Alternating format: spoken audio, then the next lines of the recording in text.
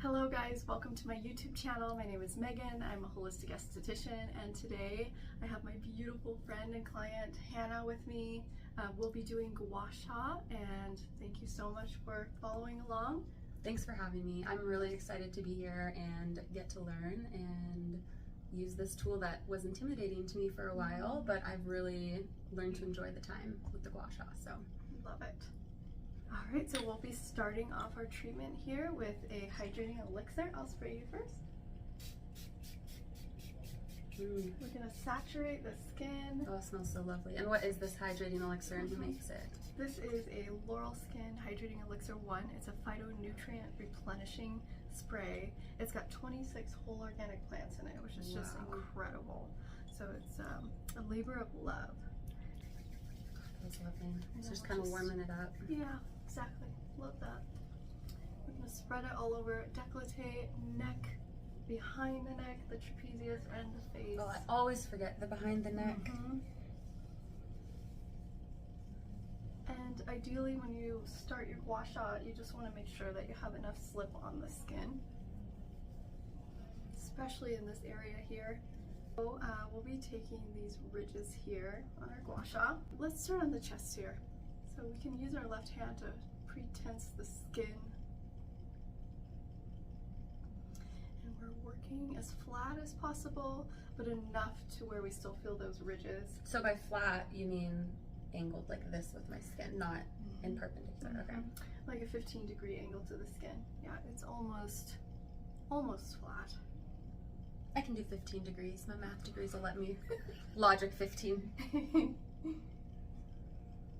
So just a couple of strokes over this way, and then we're gonna go underneath that collarbone. And you can readjust your arm as well. Whatever you need. Does that feel amazing? That really does feel good. It's usually 6 to 10 times in each section. Okay. And then moving on. If you're feeling crampy, just stop and relax. And, yeah. You know.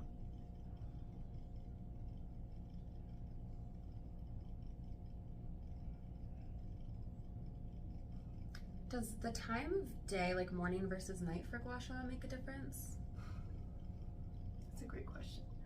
It really depends on your schedule.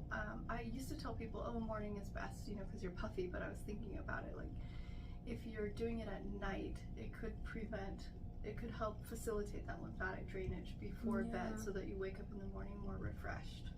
I'll have to play with that and see. Now we're going underneath that collarbone. Yeah, so good. Perfect. We'll just hold our hand here, and then starting on this platysma muscle, working our way up the neck underneath the ear. This is firm pressure. Oh, yeah. We are lifting and toning that muscle. It's interesting to me how important I'm realizing this hand is. Yeah, that feels so lovely.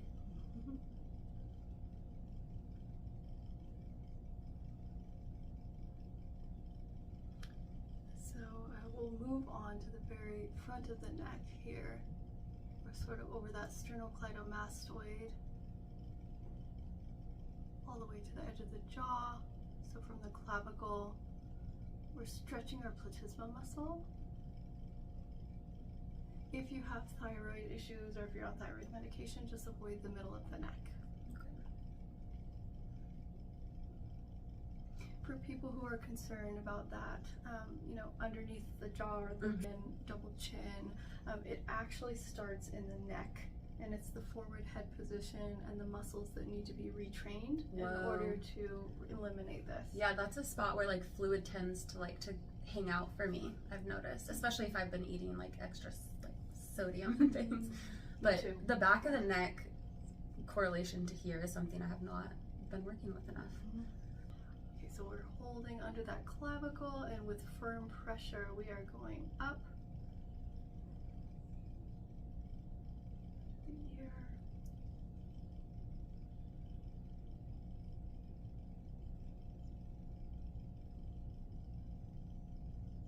And so I see videos too where like people are fast at their gua sha practice.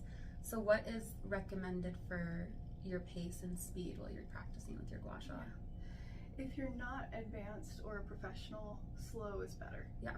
Honestly. And this gives you a chance to really connect and understand like your body, your muscles.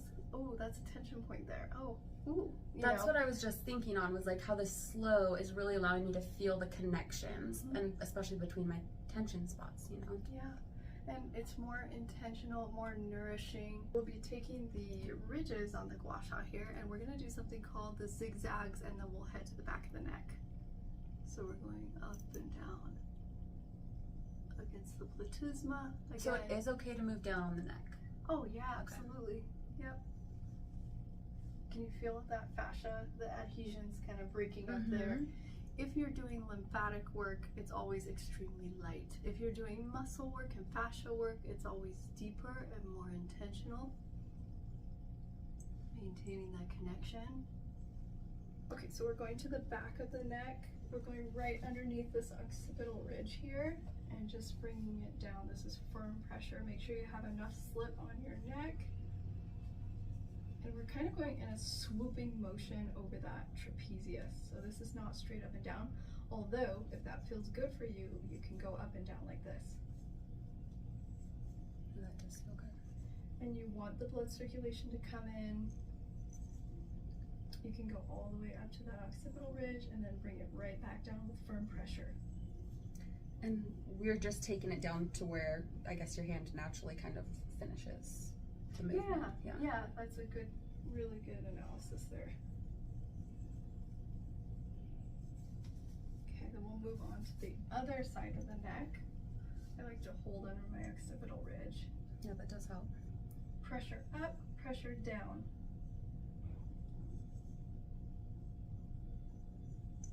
This is definitely a workout for the arms too. I was just thinking too how the positioning of this other hand is helping me make sure I'm getting all the way up to the edge of that occipital ridge. I learned a word. Now, if you want to go straight, just don't go over your spine. You just go right next to it, up and down, up and down.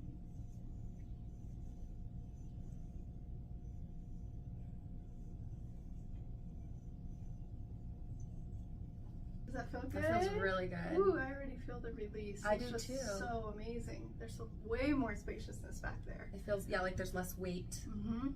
Almost between my shoulder blades. Love it. Let's move up the face now. So we've done our neck. We're gonna go underneath the jaw on the right side. I just use my thumb to hold under here and then pull it over.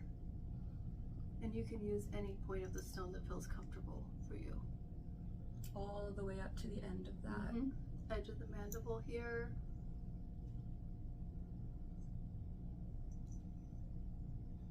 And there's pretty firm pressure. Oh, whoa, that's a totally different... Did it shift it? Yeah, and all I'm doing is holding the stone differently, but now the pressure placement on my face is more significant. Good. Perfect. Crunchy, wow. Now we're moving up onto the mentalis, the depressors. This is firm pressure. Again, just make sure you have enough slip. If you don't, apply more. We're holding the stone here really, really flat, all the way to the edge of the mandible. And you can readjust your arm if needed.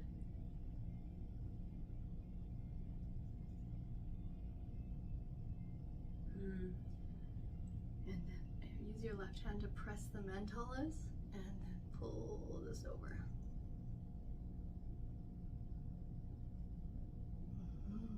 Great. Yeah?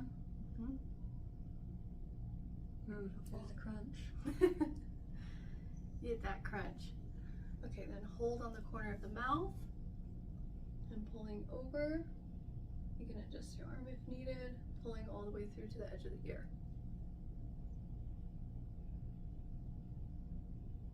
You can really feel all those muscles and the tension releasing, all the tendons. The fascial adhesions are breaking up.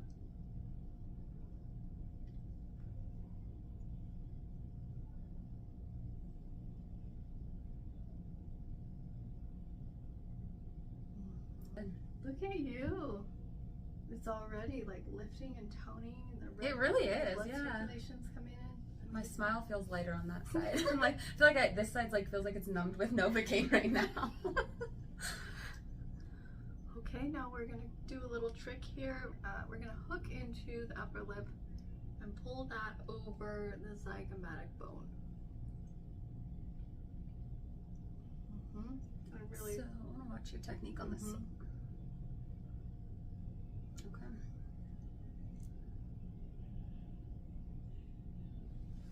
and if you want to hold it a little more perpendicular to the skin, you can. For this movement, Yeah, that's what I was noticing. Just because of the ridges, you know. Gets in there a little differently. There's different gua shas, like they have kind of a cliff, and then it's easy to hold it flatter, but here it's a little more difficult.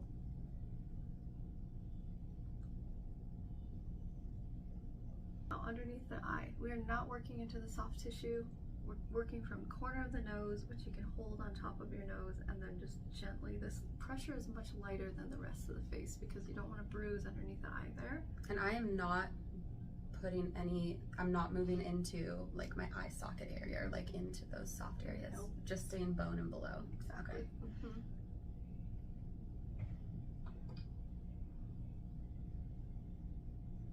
Beautiful. Your technique is so good. I'm a good teacher. No, it's. Now we're gonna work over our eyebrows, starting in the middle, gently putting pressure over the eyebrow, over that orbital ridge. So am I on to my the eyebrow temple. bone right now? Okay. My eyebrow bone. Right on top of that eyebrow, you can feel that orbital ridge all the way to the temple. There's a huge release there on the temple. And you can adjust your stone as needed. If that feels uncomfortable, you can use another side of your gua sha.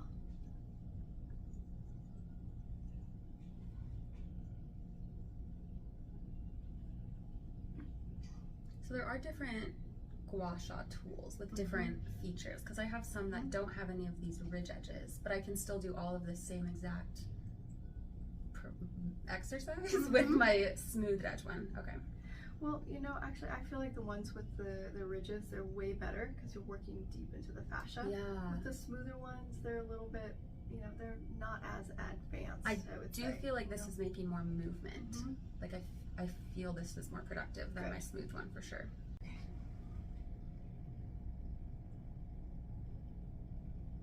It's interesting how less practiced my left side feels too. This feels, my left hand is feeling a little awkward. Like not in a bad way. It's just good for my brain to experience the, not only the what's happening with my facial tissue and muscles, but for my brain's health too, using both sides of my body. Exactly.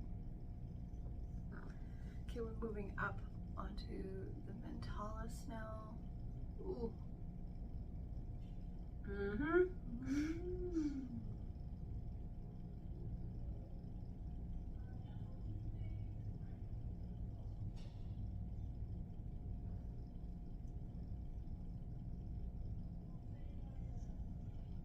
Slower is better because then you're getting deeper and you're able to break up those adhesions. Because I have a really bad big spot right here that I need to break up, and I wouldn't be able to do that if I was doing it too fast.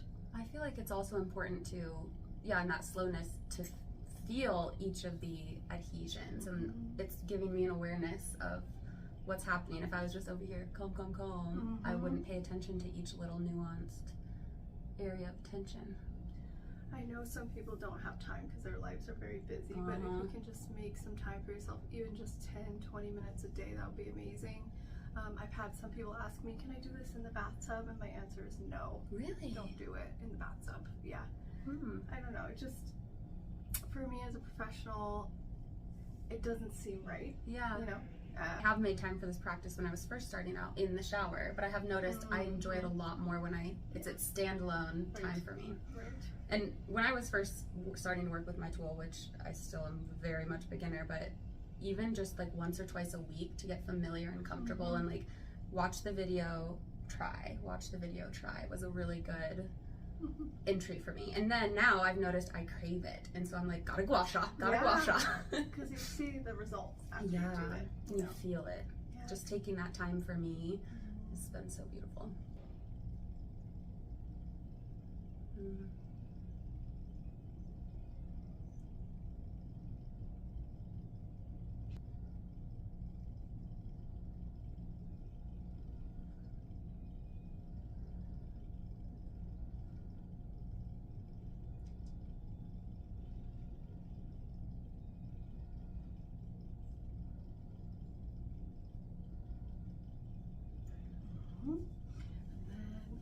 the nose underneath that orbital ridge, lighter pressure under the eye always, and then we're kind of lifting and holding.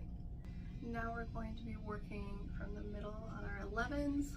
We're going to take these ridges. Actually, if you have these ridges on your gua sha, that will be even better. And we're going to do something called gentle friction. Just going back and forth over the 11s. We're warming up the tissues and bringing blood circulation. Blood carries nutrients, and it helps us ultimately age more gracefully. The epidermis, the first layer of the skin, is avascular, so it doesn't have those blood vessels. So that's why we need to manipulate the underlayers to bring that blood to the skin. This feels lovely. It's, I can feel it warming so quickly. And then we're going to do this across the entire forehead, these gentle frictions. Am I going up and down? Yeah. Okay. So here's this way. So you're going up opposite. Perpendicular of the lines. Okay. Exactly, perpendicular of the line. So your 11s, you're going to go like this. Then these lines, you're going to go like this. You can work in circular motions. Whoa, I feel so much warmth and blood moving. Yeah. That feels so good. You have enough slip on your skin? Yeah. Okay. Oh, maybe I need a tiny more. We're gonna keep it. It's not that critical. Oh, lovely. It feels so lovely, like nurturing yourself, not just with the process, but also with just the quality and like ingredients and skincare makes a difference really in that whole experience. Our psyche is affected by skincare. Oh, so I believe we it. absolutely have to use the best quality possible. Yeah. You know? I noticed I have a skincare product that's older that I have in my travel bag, and I had not replaced it with what I have at home yet. And I used it while I was traveling. I was like, I'm not enjoying this experience. Yeah, no. So now we've got new travel containers to bring along all of our good stuff. But pushing up towards the hairline, and you feel the difference? yeah.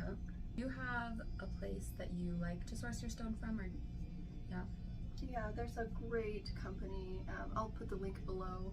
It's Cecily Braden. She's one of my teachers. Yes. Yeah, her gua sha stones are incredible. And her brush, her facial brush that you got me on. I love that tool. Okay, now for lifting our eyebrow, we're gonna go over it to the halfway point, and then we're lifting up into the hairline. Lord, yes. I need this on this side specifically. This Okay. eyebrow sits lower. Yeah. So should I do it still on both sides? Yeah, Okay. absolutely.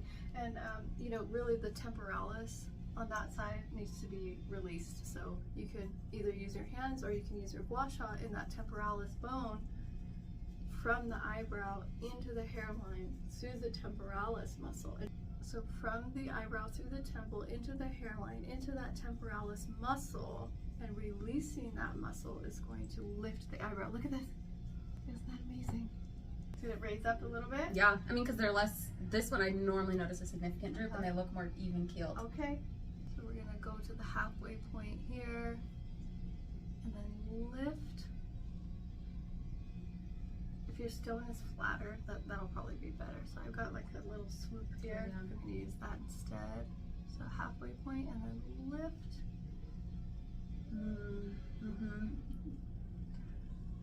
Okay, and then we are going to any side you want of your stone, whatever feels comfortable for you. We'll massage from the edge of the eyebrow into the temple. And you can do it this way if that feels more comfortable too, but I actually am going to push it this way.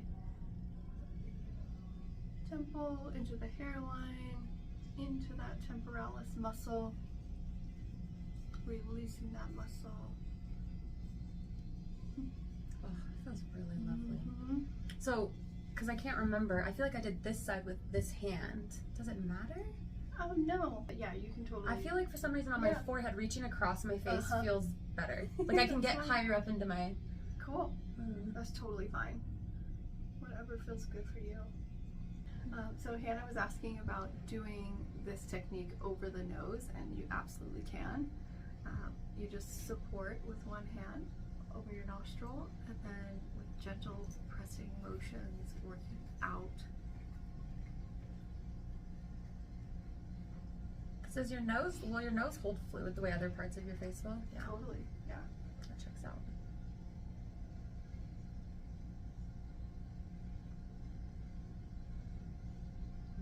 That feels lovely. Now I feel complete. Okay, okay. For the final touches, we're just going to do some light sweeps, starting from the forehead out, and then you can use your other hand to support if you want. This is really light movement, really, really light. And then we're going to sweep it down the neck to the clavicle. Perfect. You said on the neck as well?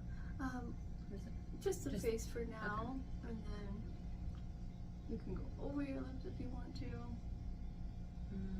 These light sweeping motions help to collect all that fluid, and then we're pulling it down from the profundus and the medius to the terminus. Profundus, medius, terminus. This is side of the neck under the ear to the clavicle.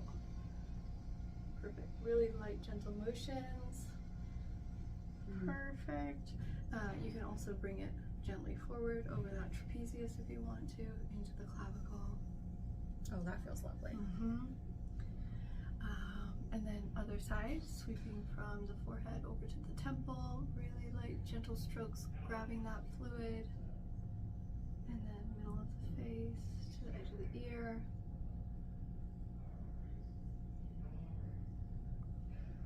This has to be really, really light, much lighter than the muscle work. I was just thinking how nice of this is to end with the light sweeping, because you did just go in and do so much manipulation that this just, I feel like I'm like, okay, good job. Good job, face. One thing I didn't show you guys is to go underneath the chin too. Very important. Oh yeah. Right, so we'll bring it underneath the chin, really light strokes, and then go down, down, and down. And then underneath the chin.